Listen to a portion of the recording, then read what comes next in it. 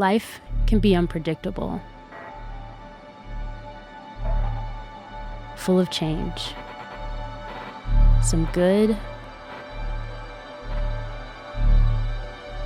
some not so good, and some complicated. But one thing is constant. One thing never changes.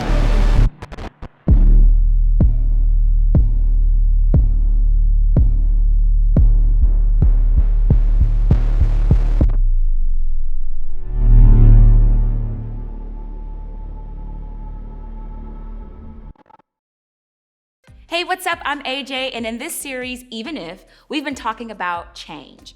And whether you change your hairstyles or friend groups, change is a big deal. And change can make it feel like nothing ever stays the same, which can be unsettling. When I think back, one of the biggest changes that happened between my freshman year and sophomore years in college is when I switched schools. I got in a lot of trouble my freshman year. And it wasn't the school's fault, but I'm not sure the new school was the best environment for me. Plus, my family had no money, and the school was so expensive. So I talked with my dad and made the decision to change schools to go to a community college that was 10 hours away from my previous school. Talk about a change. And as I moved out of my dorm for good, a bunch of things went through my head. One, I had friends at that school. Now I was heading to a school where I knew no one, not a single soul.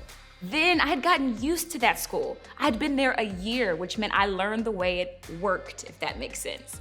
Every school has its own way of doing things, and now I knew that I'd have to learn how a new school operated. And then I didn't know if the next school would be better or if I would regret my decision. What if I made the wrong decision? It was definitely a change, and definitely wasn't a smooth one.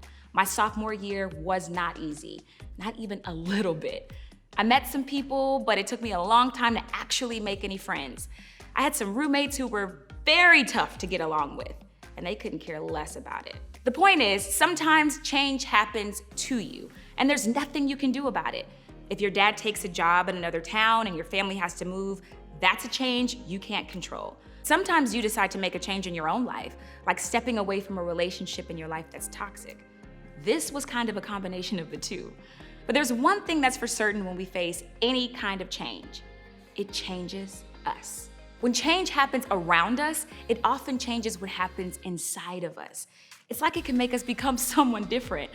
When it came to me changing schools, there were a few things that change did inside of me. Or shall I say, there are a few ways that I chose to react. And maybe you can relate. First, change makes us frustrated. I didn't understand why I struggled so hard to make new friends.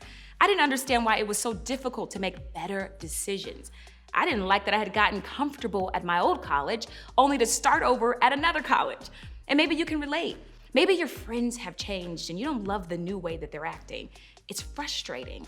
Maybe your mom or dad has gotten remarried and you're having a tough time getting adjusted to the new blended family. It's frustrating, and I get it. Then, change can make us feel out of control. Even though I tried to make new friends, it took a while. I couldn't force people to be my friend. I couldn't make my college do things differently. I felt like a lot of things were just out of control. I felt powerless. And maybe you felt that way too. Maybe you got a new teacher this semester who makes one of your classes extremely difficult, and there's nothing you can do to make him or her ease up on the difficulty. Maybe your parents have started fighting a lot recently and you feel like there's nothing you can do to help them get along. It all feels out of control. And we don't like things we can't control. And then, change can make us feel like we're not having any fun. And let's be honest, nobody wants to not have fun. When we get used to things a certain way and then all of a sudden things look different, it's difficult. And nobody likes difficult things. Even though I knew that changing schools was probably the best move for me back in the day, it was still tough.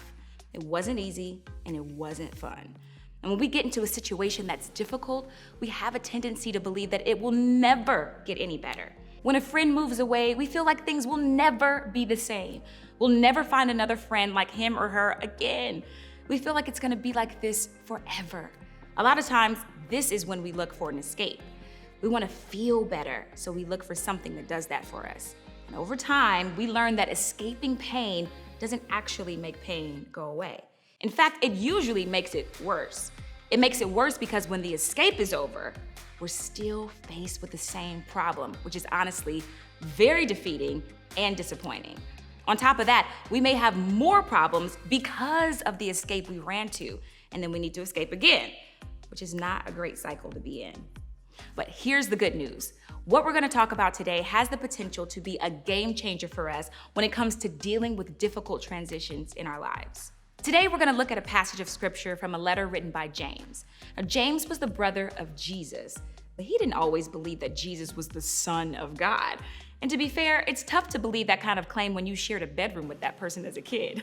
But after Jesus died and then came back to life, James knew Jesus really was God's son. So he soon became a prominent leader in the early group of Jesus followers. But before we get to what he said in his letter, let me give you a little bit of background. During one of Jesus' last talks with his followers, he told them that they would be the ones to take Jesus' message all over the known world. Kind of a big deal for former fishermen who had never really left their hometowns before. In other words, Jesus was telling them to make a change, to move beyond their comfort zones and out into the world. This was a big vision that could make a big impact. But at first, that didn't happen. Jesus' followers were on board with the gospel, but the idea of being the ones to spread that message around the world was intimidating. Leaving their homes, their communities, and livelihoods to teach complete strangers was a big ask. So most of them stayed right where they were, and then something changed. The disciples and other early followers of Jesus started to become targets for the religious and political leaders. They were arrested and beaten, and sometimes even killed. And this crackdown on the church caused people to scatter from their cities and homes. This dramatic change in their lives propelled them to take Jesus' message about grace and forgiveness and a new way of living in the world to new places, while also growing their faith and their dependence on God.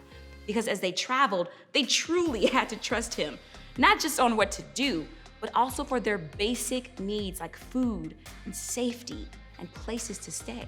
This is what was happening in the world when James wrote to the followers of Jesus, who had started out as Jewish in his letters. One of the things he said was this: "Dear brothers and sisters, when troubles of any kind come your way, consider it an opportunity for great joy." Okay, hold on a minute. Consider it joy when you experience trouble? That sounds crazy. Especially because this wasn't just any trouble. This was the kind of trouble that could lead to death. But James isn't finished yet.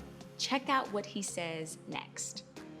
"For you know that when your faith is tested, your endurance has a chance to grow." We're all familiar with endurance, but we usually associate that word with athletics. And when we train and we push past our limits, over time our bodies adjust to meet those new limits. You may struggle to lift a certain weight or push against a certain amount of resistance, but eventually it becomes easier. And then you need to add more weight or more resistance, which challenges you to grow even stronger. Okay, so I don't know how you feel about working out. You may hate it, you may love it, but either way, working out is not easy. Why else is it called a workout?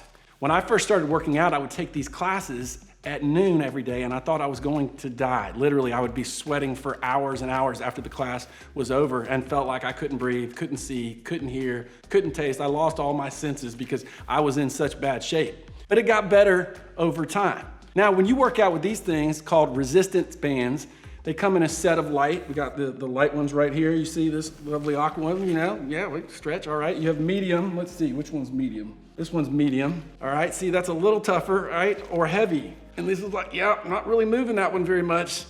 And I'm squeezing my back. I'm gonna be so buff by the time this is over. See, we don't start with the heavy one. Your ability to withstand the resistance improves over time. It's only after you endure the workout and build the muscle that you can successfully transition from light to heavy. Now, with every rep, your muscles are changing. They're literally ripping and growing. Talk about a change you don't want to face, right? Well, change in our lives is the same way. You'll be stronger the next time you face change. even if it's change you would never choose. Because listen, change is rarely easy, but the hidden gift in showing up to face change over and over is that change can make you stronger. So just like working out, eventually change will build your endurance. I'm not strong enough for that. What James meant is that endurance isn't just for the gym. It works in every area of life. When we work through pain and struggle of any kind, including the struggle to change, we don't just become better at that specific thing. We develop a personal endurance. We develop an inner strength that can help us in other areas and challenges.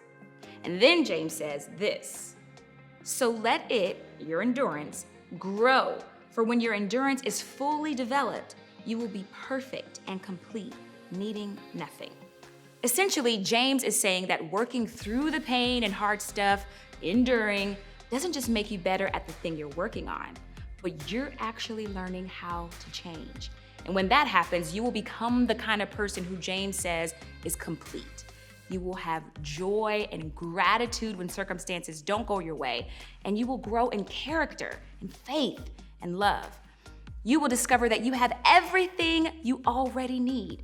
It's like you're developing a muscle of endurance that will help you face any kind of change. And when you have this perspective, every change you face is another chance to grow, to work that muscle, not just personally, but spiritually. Think of it this way, you'll be stronger even if.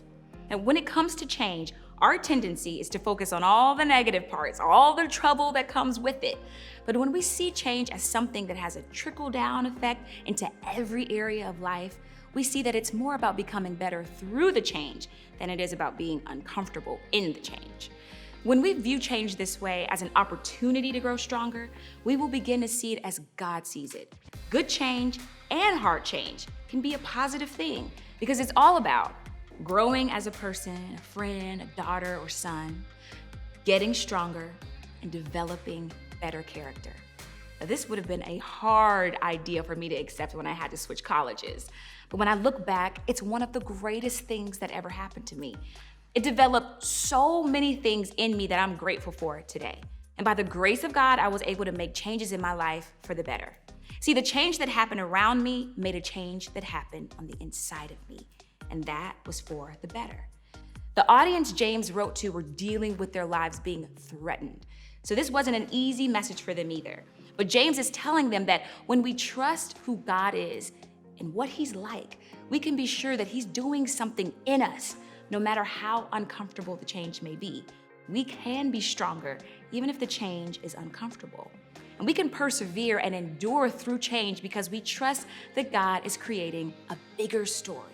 The strength you work on developing now will be the strength that takes you into the future.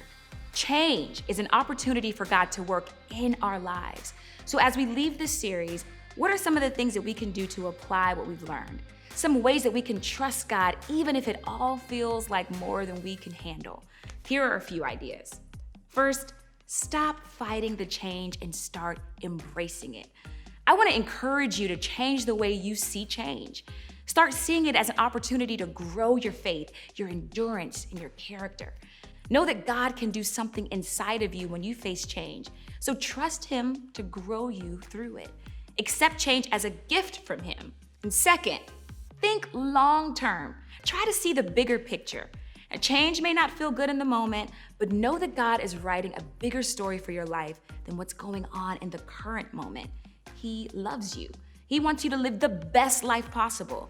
He can use your unique circumstances to help you become who you were made to be. You can trust him. Things may not be better overnight, but they won't stay the same forever. Life is bigger and longer than your current circumstances. Even if it feels like it will never get better, God is not done yet. On top of all of that, remember that everything changes, but there are some things that never change. And when your life feels like it's changing all around you, God never changes. God's interest in you, his commitment to you, his love for you, his availability for you never changes. So what if we saw change as something that made us better and stronger? Wouldn't that change the way that we see change? Your small group is full of people who can be great encouragers for you as you journey through the different changes in your life. Don't be afraid to open up to them and be real about what's going on in your life. He can use the people around you to help you grow stronger through the changes that you face. Remember, God can use change to make you stronger.